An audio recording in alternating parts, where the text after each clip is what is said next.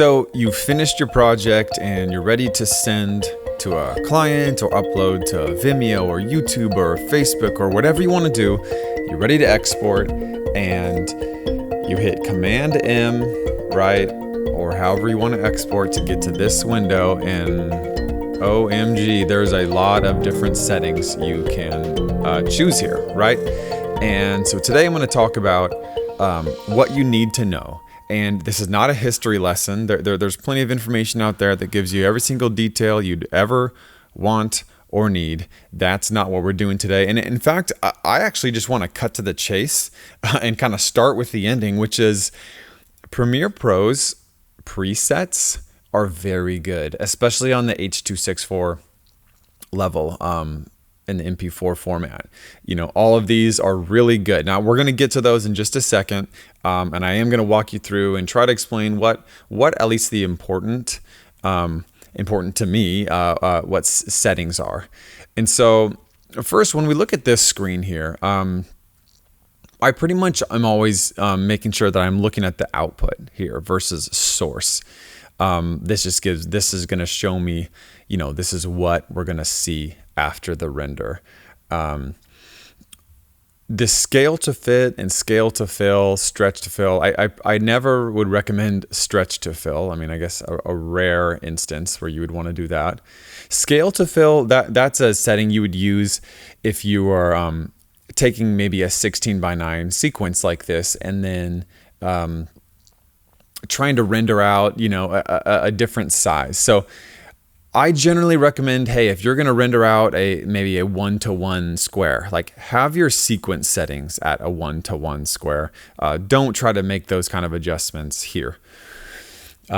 So scale to fit is pretty much where we're always going to be. Let's jump into these export settings here. We'll start with this box. I'm going to explain the way I break it down. There's kind of three maybe overall export setting qualities, and we're going to call them HQ, IQ, and PQ. So high quality versus internet quality, which is actually should still be high quality, good quality, I mean, and PQ, like preview or proxy quality. And that's something you would use, you know, if you're trying to send something to a client, or you're just trying to render something really quick and dirty to get a good idea of what, you know, a video with maybe some effects or settings looks like. So we'll jump into those. First, I'm going to talk about what I'm calling IQ, internet quality, which is still very good quality. It's just, it is compressed, so it's not a lossless.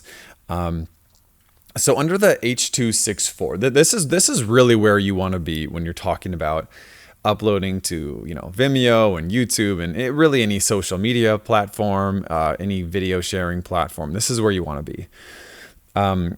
You see, there are a ton of different formats that we see here. Half of these, or even more than half, I never use and never have used. I use, you know, animated GIFs or GIFs, however you want to pronounce it. I use H.264. I occasionally will render out a JPEG this way, but that's even pretty rare. MP3s and waveforms, I do occasionally need to do that. MPEG-2s, the only time I'm using that really right now is for some of my clients for TV delivery. They like to see that. So, you know, Xfinity, Comcast, whoever your TV provider is that in your area, sometimes they like this version, plays better with whatever their system is. And then obviously QuickTime. And QuickTime is going to be what I call our high quality, kind of lossless, generally uncompressed video. And that's when you want to preserve, you know, every single pixel, color, detail, and all of that. Huge files, tough to, you know, sometimes depending on the length of the video, you know, those are be a tough one to send, you know, over the internet and whatever because of internet speeds. And so H.264 is where you really want to spend most of your export settings time. So let's click on that. And right off the bat, let's talk about what, format also could be called a container or a wrapper. That's basically, it tells us, when I see H.264, that's going to be a .mp4 file. Some of these things just get really confusing, and I don't really care. And I don't know that you should care really either, but this is going to give us the MP4, a .mp4 file. Versus QuickTime, for example, is going to give us a .mov file or a .mov, container, wrapper. However you want to talk about it is fine, but that's basically how that works. Now, when it comes to presets, this is kind of where I started when I said, hey, let's start with the end. These built-in Premiere Pro presets are very good. And we got a truck backing up behind me. These, especially when I look at like the Vimeo and the YouTube presets, they're very good. I think some of these you can be more efficient in terms of getting a smaller file size and really not losing a lot of quality. And we'll talk about that. But these are a really good starting point. And for most people, you probably don't need to change hardly anything on this. I'm working with a 4K file here. So I want to start by just clicking on Vimeo 2160p 4K. That's going to give us a really good starting point. In your output name here, obviously this is where you're going to send it and what you're going to name it. It shows you, like we talked about, the container right there. It's going to be a .mp4. Great. I'm not going to save it yet. Most of the time, I imagine we're going to be exporting video and audio, so you want to leave both of those checked. There's this summary here. If I can get this to open, there we go. And this just, basically summarizes everything that you have, checked down here and stuff. We're going to hide that for now. Most of our time, if you're spending time in here, is going to be in this video tab, though. Sometimes I do use this effects. That's like maybe if I have a bulk amount of videos that I'm trying to maybe add a watermark, like something in the middle here, FILMPAC or whatever. You can add that here. And you can, change some of the settings and that can be a good way to do it. Once again, you can do a lot of this stuff in your actual editing sequence. You don't have to do it here. Sometimes it makes sense though. Audio, I generally don't change this. It's the presets are all good. That all looks good to me. I do nothing here. Captions, once again, those are kind of things I just do within the sequence. And the publish, I have used this before, where this basically, when you're exporting or when you're rendering it after it's done, it just sends it up to wherever you want. Maybe it's a FTP or Vimeo. You want it just to go directly there and just skip that step. Now that's totally fine. I don't generally do that. I like to just do that in a second step, and that's what works for me. Let's go back to video. So this is where we're going to spend time, and I'm going to try to walk through some of this stuff. As you can see here, I think probably most of you that are watching understand like the width and height, that these are pixels, right? There's this little lock or unlock. So if I unlock it, that means I can kind of change these without changing the width. And this one basically, now when it's locked, it would lock the aspect ratio, and this would not. Frame rate, the majority of the stuff that I am producing, I am exporting at 24p or 23.976. You can change this. International generally is a lot of 25. If you're going broadcast, a lot of time, local broadcast, especially, a lot of times that's 29.97. Down here, like the 59.94 and 60, like Those, I have been seeing those used more recently, especially on like graphics heavy videos, and it can be a kind of cool look. It's super smooth. I wouldn't say it's like a cinematic look, but it's very smooth, and it can kind of be it can give the a perception that it's like super high quality, almost like you're looking through a window, you know. But for me, 98% probably of my exports are right here. A field order, this is, you know, if you're watching this video, I'm guessing you're always going to be progressive. There are some other it's not even going to let me in this codec drop down to other options, but there's a upper and lower fields first, but we don't have to worry about that. In the aspect, always square pixels.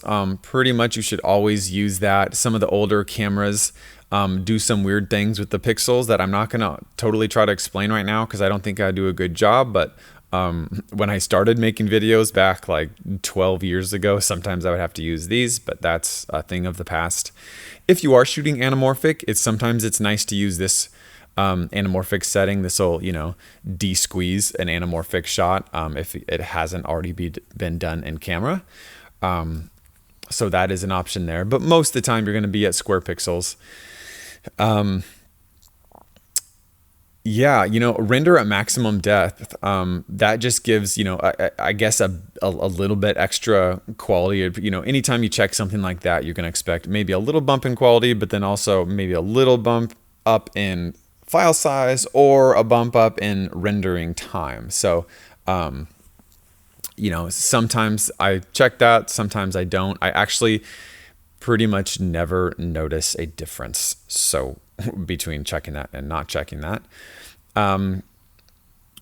These the profiles and the levels basically have to do with like the you know, the amount of pixels. So as you go up, like if we went down to instead of the Vimeo 4K, we went to, let's say, Vimeo HD, the level here would actually, let's just do it. I think the level would go down. Let's go Vimeo HD. So yeah, I went down to 4.2 from wherever we were, 5 point something, 5.2. So this basically correlates. If you're shooting higher or if you're exporting higher resolution, this has to be higher. But generally that coincides with these presets and you don't have to check anything. As we're moving down, I don't do anything with this. This is the important part here. Okay. So we're going to stop and talk about this and disregard the other stuff right now. Just talk about bitrate settings. This really is how, like, when we're exporting something, what Premiere Pro or Adobe Media Encoder is really trying to do is it's trying to compile generally high file size videos, compile them together with audio and compress it and shrink it, the file size, as much as possible, but still maintaining good quality. And so this plays into, okay, well, how many, you know, frames per second, how many pixels? Are we going HD, 720? Are we going 4K, 8K? That's what this is saying here. So it's basically how many bits or how many megabytes per second are we trying to allow for? And a constant bit rate, that basically, you know, is what it sounds like. It's a constant. So you set it, like, let's click on this for a second, and it's 48. That means every second of this video is going to be 48 megabits per second. Okay. I never do constant bit rate. I generally do VBR, 1 or 2 pass. Depending on, you know, if you're a patient person, pretty much you should always do 2 pass. I think just going the renderer, going a second time through, that's what that means, is it takes 2 passes through the video to kind of make sure, hey, all the pixels look good, nothing looks bad. Let's avoid whatever happens, banding and pixelation and, you know, aliasing or whatever it is. The second pass kind of helps clean it up. It just takes a little bit longer. our target bit rate is what we're trying to target. What are we trying to say? Well, like right now, about 48 megabits per second is what we're trying to target. And the maximum bit rate was said, hey, sometimes there's shots, if you don't know this, sometimes there's shots that just require a lot more like megabytes in a given like 1 second. Okay. An example would be, there's a ton of color. Maybe you're in a car and you're filming out the window at trees, for example. Trees are super highly detailed. There's a lot of, every frame is so much different from the last frame because you're flying by at 60 miles an hour. That's a heavy load for a computer or a render engine like this to try to render. So this says, hey, let's target 48, but if we need to, we can go up to 60. That's basically what this is saying. 48 is really a pretty generous amount. And if you look at like our estimated file size right now, what's that? 1269, 1.2 gigs or something.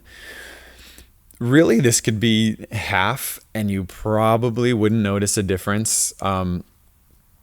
This is when it gets into like file size and, how are you sending this? Do you have constraints about like maybe you're in a remote location and you have, slow internet? Sometimes you got to start thinking about, hey, do I really need the full 1.2 gigabytes or can I just take this? So let's see, watch. If I take this down to 24, so my keyboard is kind of in a interesting position.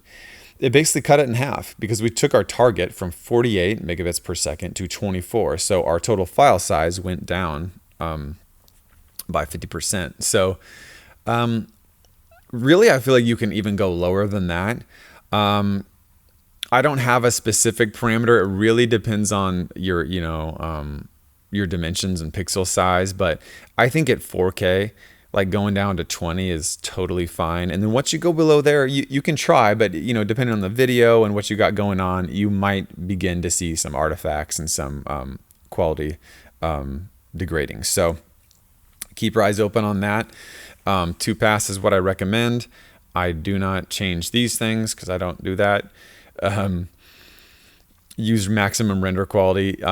What does this say here? It says gives better quality but increases the encode time. So similar to some of these other things, it's like basically it's like a try a little harder type of checkbox.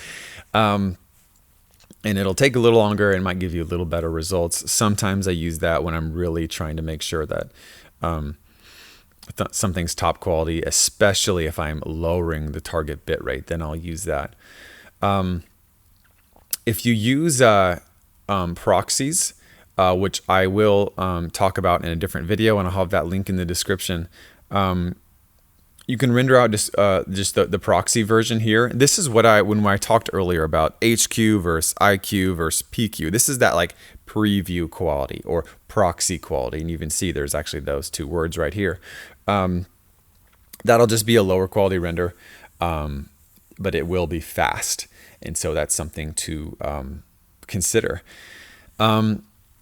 That's really the basics of this window. Now, I know you see some more stuff going on in here, and you can look and mess around in here and figure out what these different drop downs do. It's pretty self-explanatory. The last decision you need to make here is whether you want to export it immediately within Premiere Pro or whether you want to queue it in Adobe Media Encoder.